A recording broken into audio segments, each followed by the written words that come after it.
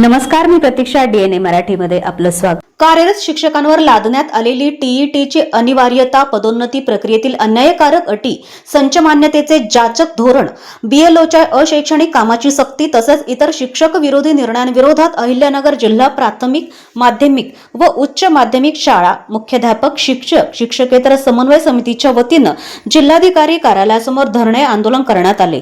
या आंदोलनासाठी जिल्ह्यातील शिक्षकांनी सामूहिक रजा टाकून मोठ्या संख्येने सहभाग नोंदवत शासनाच्या धोरणांविरोधात तीव्र नाराजी व्यक्त केली.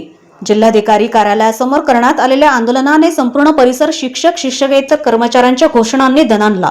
या आंदोलनास राज्य सरकारी कर्मचारी मध्यवर्ती संघटनेच्या वतीने पाठिंबा देण्यात आला. आंदोलनात समन्वय समितीचे अध्यक्ष सुनील पंडित, सचिव आप्पासाहेब शिंदे, शिक्षक नेते बापूसाहेब तांबे, जुनी पेन्शन कोर कमिटीचे राज्य सचिव महेंद्र हिंगे, बबन गाडेकर, दत्तात्रय कुलट, प्रकाश नांगरे, संतोष दुसुंगे, नारायण पिसे, ज्ञानदेव बेरड, सचिन झगडे, अमोल ठाणगे, प्रसाद शिंदे, मनीषा वागचौरे, सरकारी कर्मचारी संघटनेचे अध्यक्ष सुभाष तळेकर, सरचिटणीस रावसाहेब निमसे, उपाध्यक्ष अशोक मसाळ, विलास पेदराम आदींसह शिक्षक मोठ्या संख्येने सहभागी झाले होते.